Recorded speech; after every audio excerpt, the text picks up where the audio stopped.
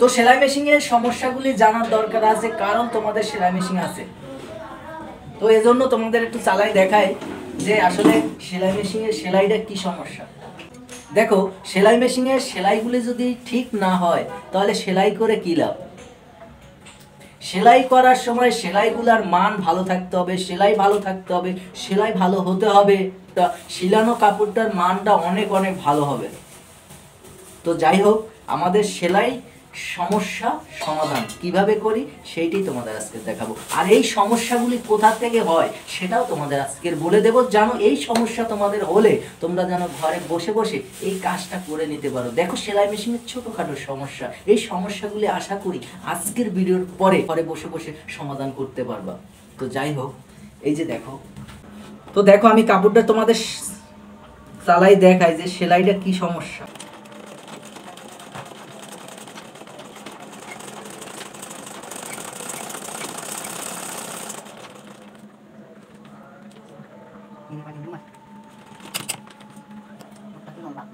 দেখতে পাচ্ছ বন্ধুরা, এই যে দেখো সেলাইয়ের এই কোয়ালিটি, এই যে দেখো এই সুতা দলা দলা হয়ে যায়, সুতা দলা দলা হয়ে যায় এবং কি এই সেলাই উপরে গিট গিট গিট গিট অন্য সুতা কিন্তু দেখা যায়, নিচের সুতোটা কি এই যে গিট গিট হয়। তো বন্ধুরা, এই সমস্যাটা কিভাবে তোমরা সমাধান করবা সেইটি আজকে তোমাদের দেখাবো যে এই সমস্যাটা কেন হয়।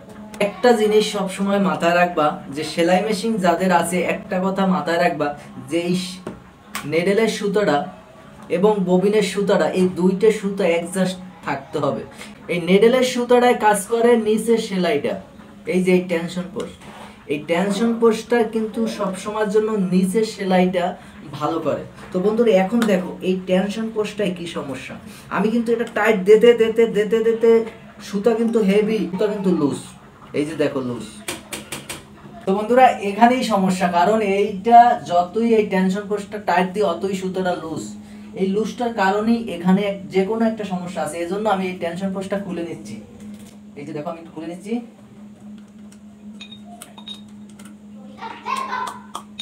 এই যে দেখো এখানে এই যে প্লেট, এই প্লেটে অনেক সময় সেলাই করতে করতে এই সুতার সাথে ময়লা বাঁচতে বাঁচতে এখানে জমা হয়।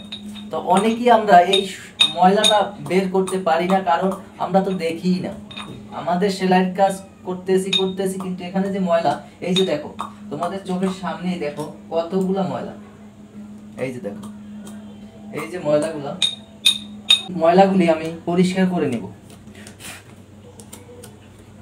দেখো এই পরিষ্কার করে আবার আমি লাগাই নিচ্ছি।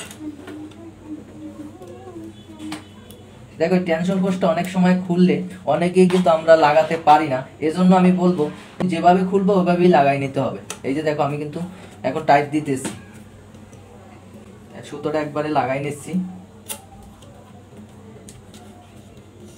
এই এখন কিন্তু টাইট, এখন সুতোটা ঠিক আছে, সুতোটা এখন ঠিক আছে।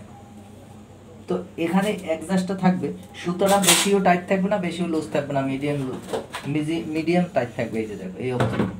এখন যে উপরে গিট গিট হয়, উপরে গিট গিটের সমস্যাটা হলো ববিন কেসের সুতা। এই যে দেখো ববিন কেস, এই সুতা একদম লুজ, এই লুজটা কখনো থাকবে না, লুজ সুতা থাকলেই উপরে গিট গিট হবে। এজন্য আমি ববিন কেসটা খুলে নিচ্ছি।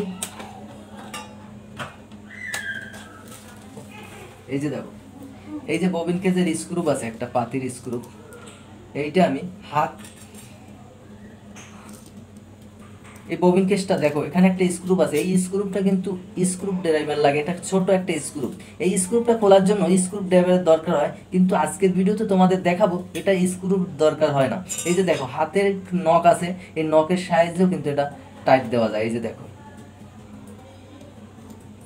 সবসময়ের জন্য ডাইনে, এই যে দেখো সুতা টাইট হয়ে গেছে, এই সুতাটা টাইট, এভাবে অ্যাডজাস্ট করে নিবা। এই যে দেখো এভাবে হালকা মিডিয়াম লুজ থাকবে।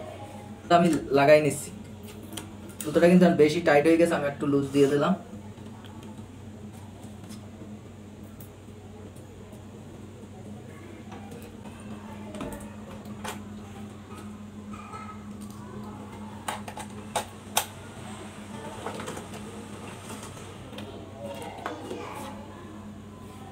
তাহলে আমি আরেক পার্ট লইলাম আরেক সাইড থেকে, এই যে দেখো,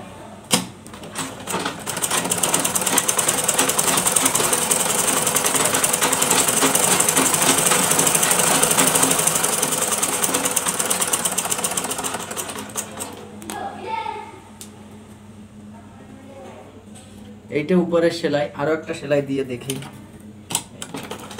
আর দুইটাই দেখাবো, দুইটা সেলাই।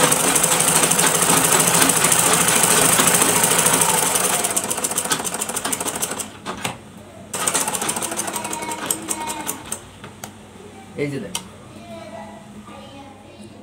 এই সেলাই এখন কিন্তু একেবারে একুরেট সেলাই, কোনো গিট গিট, কোনো লুজ লুজ কিছুই নাই। এই যে এখন নিচের সেলাই, নিচের সেলাই তোমাদের দেখাই। এই যে দেখো, এই উপরের সেলাই এই একদম ফ্রেশ, নিচের সেলাই এই কোনো সেলাইতে সমস্যা নাই। তো বন্ধুরা, আজকে তোমাদের চোখের সামনে কিন্তু সেলাই সমস্যা দেখাইলাম, উপরের সেলাই এবং নিচের সেলাই দোনোটাই সেলাই কিভাবে ঠিক করে নাও, কিভাবে সমস্যা হয়, কিভাবে ঠিক করে নিতে হবে সেটা সম্পূর্ণ ভিডিওতে দেখাই দিচ্ছি। তো বন্ধুরা, আশা করি এ ধরনের সমস্যা হলে তোমরা ঘরে বসে বসে সমাধান করে নিতে পারবা। তো সবাই ভালো থাকবা, সুস্থ থাকবা, আবারও দেখা হবে অন্য একটা ভিডিওতে। সবাইকে ধন্যবাদ।